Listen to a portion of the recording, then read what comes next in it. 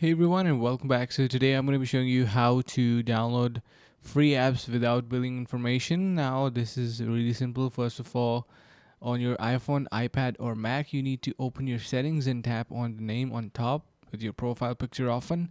Then go to payments and shipping. Then you need to click on edit and then remove the payment, whatever the payment source you've provided there. If prompted to choose a new method, look for none option and you are basically done. Once you do that and then you try to download, it will not be asking you for any kind of payment details. So this is how simple it is.